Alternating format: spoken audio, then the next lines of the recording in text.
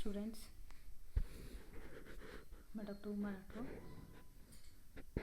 आज हम BSc part third के पेपर थर्ड में यूनिट 4 में थर्मोडायनेमिक सेकंड के अंतर्गत डेफिनेशन ऑफ एंट्रोपी और entropy as a state function and entropy change in physical change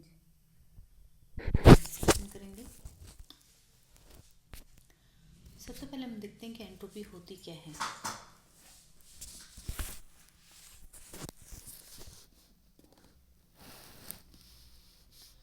कि थर्मोडायनेमिक के सेकंड नियम के बाद एक ऐसे जो रूल है, ऐसे फलन की फंक्शन की आवश्यकता हुई जिसका प्रक्रमों की कसौटी के रूप में उपयोग किया जा सके। ये जो फलन भी अवस्था फलन यानी स्टेट फंक्शन ही होना चाहिए, यानी इसका मान तंत्र की अवस्था पर निर्भर करे, ना कि उसके प्रक्रम के पथ पर। तो इस जो फंक्शन को हम एंट्रोपी कहेंगे, इसे एस द्वारा डिनोट करेंगे। और किसी तंत्र द्वारा यानी कोई भी सिस्टम है और रिवर्सेबल प्रकार से अवशोषित ऊष्मा,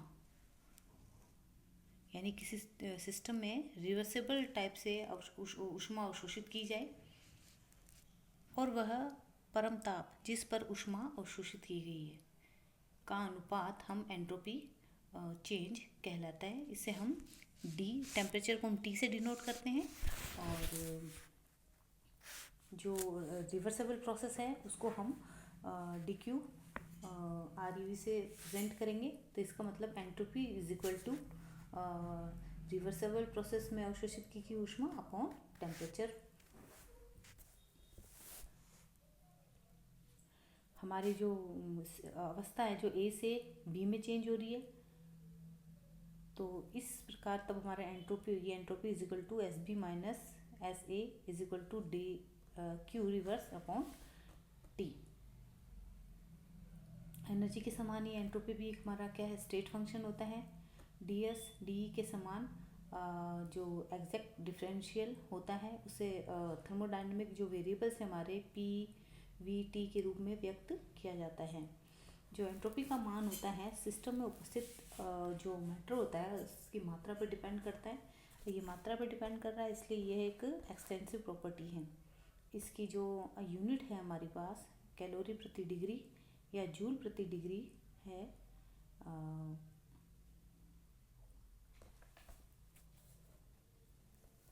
चूँकि एंट्रोपी एक एक्सटेंसिव प्रॉपर्टी है, अतः यह एक मोल पदार्थ के लिए एंट्रोपी की इकाई कैलोरी प्रति डिग्री प्रति मोल या जूल प्रति डिग्री प्रति मोल,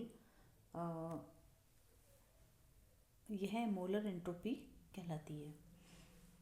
अब हम नेक्स्ट देखते हैं, ये तो हमारे हुई एंट्रोपी की डेफिनेशन। अब हम देखते हैं mathematical formulation of concept of entropy. इसमें देखिए कार्नो जो हमने इंजन के बारे में स्टडी की थी उसके अनुसार वो जो हमारा समीकरण है Q2 minus Q1 upon Q2 to T2 minus T1 upon T2, या Q1 upon T1 is equal to Q2 upon T2, या Q2 अपॉन T2 प्लस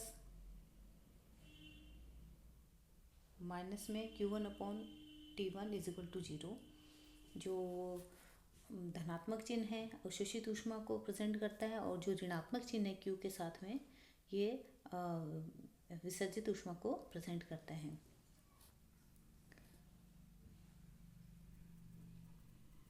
यदि Q1 और Q2 को ऊष्मा का विनिमय हो जाए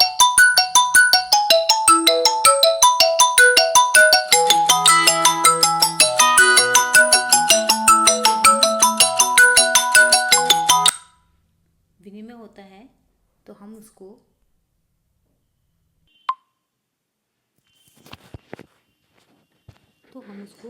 इस प्रकार प्रेजेंट करेंगे Q1 T1 upon T1 plus Q2 upon T2 is equal to 0। इस इक्वेशन में जो एक पद है समतापी उत्क्रमणीय प्रक्रम और दूसरा एडियाबैटिक रिवर्सिबल प्रोसेस से संबंधित है। अतः ये कह सकते हैं कि Q अपॉन T पदों का जो एल्जेब्रिक समेशन शून्य होता है। माना कि हमारा ये एक ग्राफ है, इसमें ए बी ए एक रिवर्सिबल प्रोसेस है। इसमें ए से बी में तथा वापस अवस्था ए में रिवर्सिबल फॉर्म में चेंज होता है।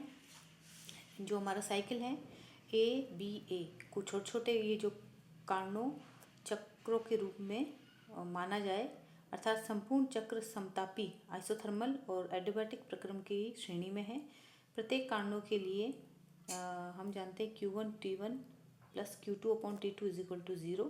अतः रिवर्सिबल चक्र प्रोसेस साइकिल के लिए ए बी और ए, इस इक्वेशन को हम इस प्रकार लिख सकते हैं summation Q upon T is equal to 0। यदि जो ये परिवर्तन अनंत सूक्ष्म होता है तो हम इस इक्वेशन को इस प्रकार से भी लिख सकते हैं summation D Q upon D T upon T is equal to 0। जो हमारी ये संपूर्ण साइकिल है 2 स्टेप में है, ए से बी में और बी से ए में है, इसलिए हम इसको इस प्रकार से भी लिख सकते हैं summation D Q D T is equal to पहले बी से ए प्रोसेस प्लस ए से बी प्रोसेस प्लस बी से ए इज इक्वल टू 0। अब हमारे पास ये 2 पाथ हो गए हैं। ये फर्स्ट पाथ हमारे पास, इसके हम पाथ फर्स्ट, और ये सेकंड है हमारे पास पाथ सेकंड। पाथ यहाँ पे फर्स्ट जो है हमारे पास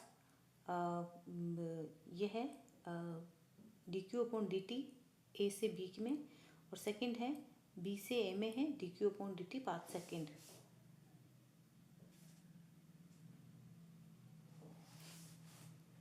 अब हमारे पास इस इक्वेशन में जो हमारे पास ये जो है ए से बी में एक निश्चित राशि है, इसका मान परिवर्तन के साथ परिवर्तन के पथ पर निर्भर नहीं कर रहा है, बल्कि ये ए और बी की जो स्टेट है उन अवस्थाओं पर ही निर्भर करता है। इसलिए ये क्या है हमारे पास एंट्रोपी एक स्टेट फंक्शन है।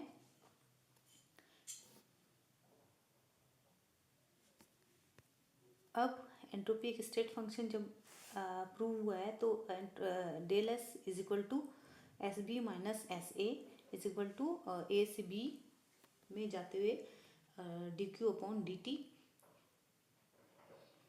और साथ में ये जो डी क्यू है हमारे पास रिवर्सिबल प्रोसेस से वो जो है ऊष्मा का अवशोषण है, इसलिए जो है del S is equal to A C B D Q upon D T.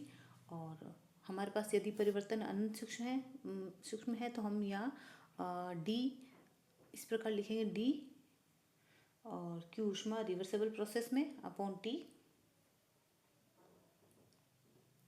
चूँकि एंट्रोपी में एक परिसीमित परिवर्तन है, इसलिए हम इस प्रकार भी लिख सकते हैं इसको del S is equal to Q reverse में अपॉन टी।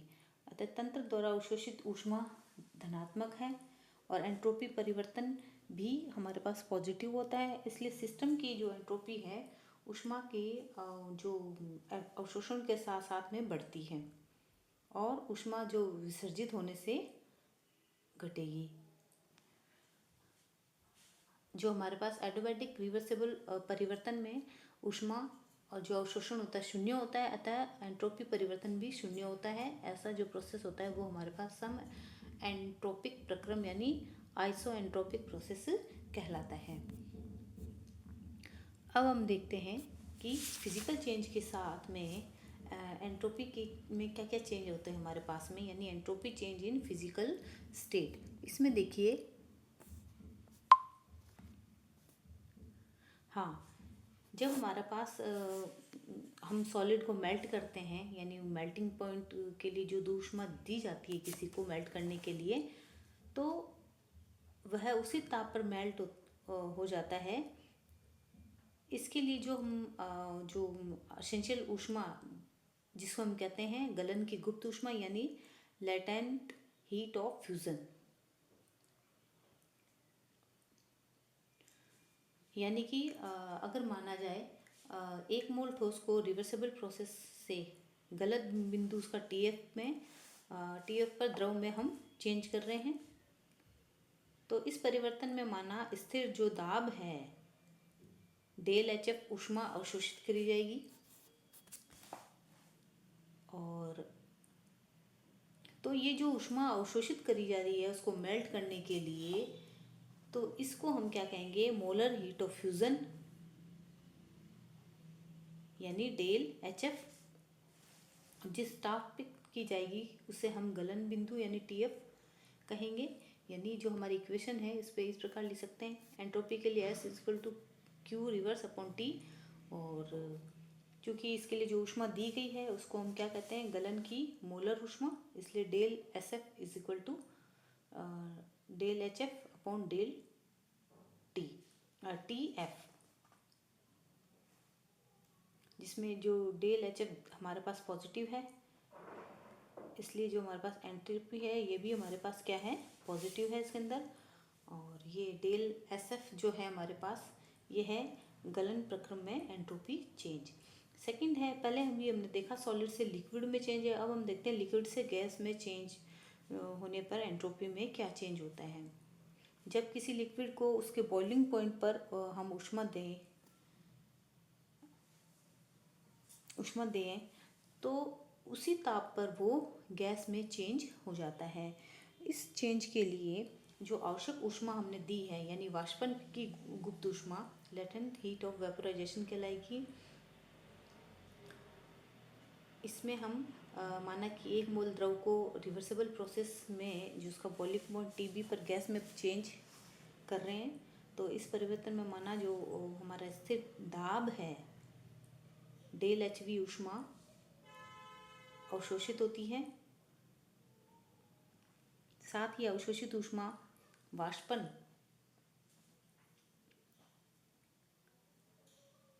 ऊष्मा की मोलर ऊष्मा यानी मोलर हीट ऑफ वेपोराइजेशन कहलाती है। यानी del S is equal to Q upon T या del S V is equal to